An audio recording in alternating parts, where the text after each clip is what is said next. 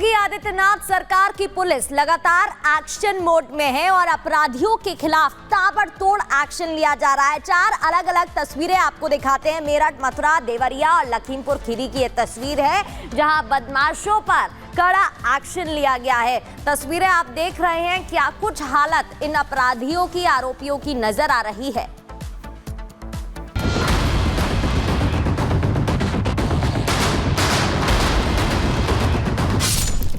पूरे देश में यूपी का एक्शन चर्चा में है। सुर्खियों में है अपराधियों के साथ निपटने का उनका तरीका। पुलिस की बुलेट के आगे अपराधी बेदम हैं और उनकी हर दिन शामत आ रही है। हर अपराधी का चुन चुन कर हिसाब हो रहा है। हर किसी को जेल के सलाखों के पीछे पहुंचाया जा रहा है। यूपी की पुलिस ने साफ कर दिया है कि यह योगी का सूबा है और अगर किसी ने कानून को अपने हाथ में लेने की हिमाकत की तो उसका इलाज पक्का है। ये वो अपराधी है जो आए तो थे अपने पैरों पर, लेकिन पुलिस ने ऐसा इलाज किया कि वो अब अपने पैरों पर ठीक से खड़े होने के लायक भी नहीं है। तस्वीर देवरिया की है जहां पुलिस और एसओजी ने मुठभेड़ में 3 बदमाशों को गिरफ्तार किया। यह एनकाउंटर 7 नवंबर को जद्दू परसिया गांव के पास दिन दहाड़े हुई हत्या से जुड़ा है। आरोप है कि युवक निहाल सिंह की 3 बाइक सवार बदमाशों ने गोली मारकर हत्या कर दी। हत्याकांड के बाद से पुलिस की टीम आरोपियों की तलाश कर रही थी। एसओजी और सुरौली पुलिस ने बदमाशों का पीछा किया तो उन्होंने पुलिस पर फायरिंग कर दी। पुलिस की जवाबी गोलीबारी में तीनों आरोपियों के पैर में गोली लगी। घायल बदमाश ब्रिजेश गोस्वामी, अमन गिरी और आलोक राजभर को पुलिस ने गिरफ्तार कर लिया। बदमाशों के पास से बाइक, पिस्टल, तमंचा और कारतूस बरामद हुआ है। वहीं पुलिस हत्याकांड में नामजद आरोपियों की तलाश में अभी भी दबिश दे रही है। जनपद देवरिया में थाना सुरौली क्षेत्रांतर्गत दिनांक 7/11/2024 को अज्ञात अभियुक्तों द्वारा एक युवक की गोली मारकर हत्या कर दी गई थी, जिसके संबंध में प्राप्त तहरीर के आधार पर अज्ञात के विरुद्ध अभियोग पंजीकृत करते हुए इलेक्ट्रॉनिक साक्ष्यों के माध्यम से अभियुक्तों की शिनाख्त कर पुलिस मुठभेड़ में 3 अभियुक्तों को गिरफ्तार किया गया है। 2 अभियुक्तों के विरुद्ध थाना गगाह पर हत्या के प्रयास, लूट व मारपीट आदि के संबंध में दर्जनों अभियोग पंजीकृत हैं। पुलिस टीम द्वारा नियमानुसार कार्रवाई की जा रही है। जीरो टॉलरेंस नीति के तहत लखीमपुर में भी पुलिस ने ऑपरेशन लंगड़ा चलाया। एनकाउंटर में एक के पैर में गोली लगी, उसे पुलिस ने गिरफ्तार कर लिया और दूसरा अंधेरे का फायदा उठाकर फरार हो गया। मथुरा और मेरठ में भी 2 आरोपी गिरफ्तार हुए। मथुरा में अलवर बाजना पुल के पास एनकाउंटर हुआ। गोली लगने से एक आरोपी गिरफ्तार हुआ, जिसके पास से अवैध तमंचा, कारतूस और बाइक बरामद हुई है। तो वहीं मेरठ में पहचान छुपाकर लूट की वारदात को अंजाम देने वाला एक आरोपी एनकाउंटर में अरेस्ट किया गया है। आरोपी के पैर में गोली लगी, उसके पास से लूटे गए सोने के कुंडल, बाइक, तमंचा और कारतूस बरामद किया गया। यूपी के सीएम योगी आदित्यनाथ की कानून अपने हाथ में लेने वालों के खिलाफ नीति एकदम क्लियर है। अगर किसी ने कानून के साथ खिलवाड़ किया तो उसका पक्का इलाज होगा और हर अपराधी सलाखों के पीछे जाएगा। Bureau report, Republic Bharat.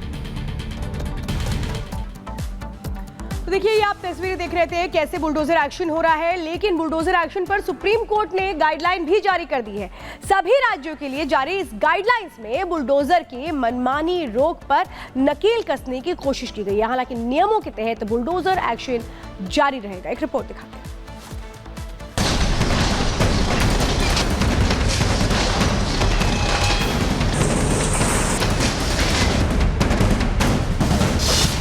Bulldozer action, supreme reaction.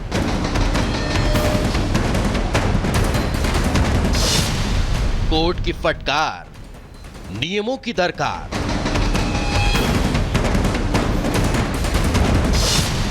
Bulldozer चलेगा मगर गाइडलाइन के साथ।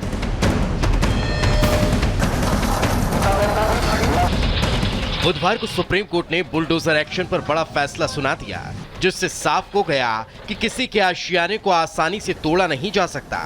कोर्ट ने अपने फैसले से बुलडोजर की पकड़ को जंजीरों में जकड़ दिया, यानी लंबी चौड़ी गाइडलाइन जारी कर दी, जिसका मकसद इस तरह की कार्रवाई पर लगाम लगाना है। हालांकि सुप्रीम कोर्ट के फैसले के बाद क्या भविष्य में बुलडोजर एक्शन बंद हो जाएगा, इसकी उम्मीद कम ही नजर आती है। कोर्ट का फैसला पूरी तरह से तो मान्य नहीं हो सकता है। इतना नहीं कि जो कोर्ट कहे वही सही है, अपराधी है तो है, ठीक है ना। लेकिन अब एक कोर्ट एक तरफ ये भी करे कि भाई अपराध एक ने किया है, मकान पूरा गिरा दिया गया है, तो थोड़ा बहुत उस पर विचार करना चाहिए। लेकिन अगर 15 दिन का उसको टाइम दे करेंगे कोर्ट से, क्योंकि कोर्ट जो बात कह रहा है तमाम तथ्यों को ध्यान में रखते हुए, आप क्या पक्ष रखेंगे इस मुद्दे को लेकर? पक्ष रखेंगे कि अगर गलत है तो गलत है। आप कैसे देखते हैं? बिल्कुल, जो गलत है वो गलत है सर। बाकी तो बुलडोजर एक्शन कोई बुरी बात नहीं, जो अनऑथराइज्ड लोगों ने बना रखा है उसको तो टूटना ही चाहिए। हालांकि कोर्ट ने बुलडोजर एक्शन पर रिएक्शन देते हुए कुछ नियम और शर्तों को लागू कर दिया। कोर्ट ने कहा कि एक्शन से पहले आदेश के खिलाफ अपील का समय मिले, घर गिराने से पहले 15 दिन का नोटिस दिया जाए, कारण बताओ नोटिस घर की दीवारों पर चिपकाया जाए, रजिस्टर्ड डाक के जरिए नोटिस भेजा जाए, नोटिस में बताएं क्या अवैध क्या कागज चाहिए, 3 महीने में पोर्टल बनाकर नोटिस शेयर किया जाए, बिना कारण बताओ नोटिस के तोड़फोड़ न की जाए, नोटिस की जानकारी जिले के डीएम को दी जाए, बुलडोजर एक्शन की पूरी वीडियोग्राफी की जाए, सार्वजनिक अनाधिकृत निर्माण पर निर्देश लागू नहीं होंगे। मतलब साफ है कि अपराधियों पर होते न्याय से किसी का न्याय न हो।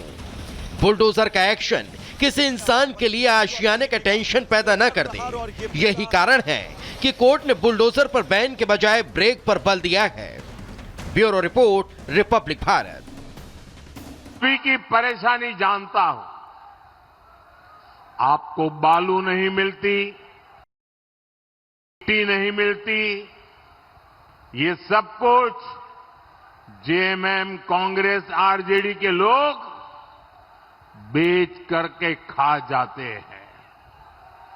मैंने पूरे देश की बहनों के लिए घर पर ही अपना नल लगाने की योजना, जहां सरकार है वहां तो धड़ाधड़ नल, लोगों के घरों में पानी पहुंच रहा है। गोड्डा साहिबगंज की बहनों के घर के में नल के लिए भी हमने दिल्ली से पैसा भेजा, लेकिन आपके घर में नल नहीं लगा। आपके नल का पैसा भी जेएमएम, कांग्रेस, आरजेडी ने, इन लोगों ने उन पैसों को भी हड़प कर लिया, खा गए। साथियों, यहां के हमारी गांव की गरीब, आदिवासी, दलित, पिछड़े, ये हमारे वंचित परिवार की बहनें, उनका चूल्हा जलता रहे, कोई गरीब बच्चा भूखा सो न जाए, इसलिए मैंने मुफ्त चावल की योजना शुरू की।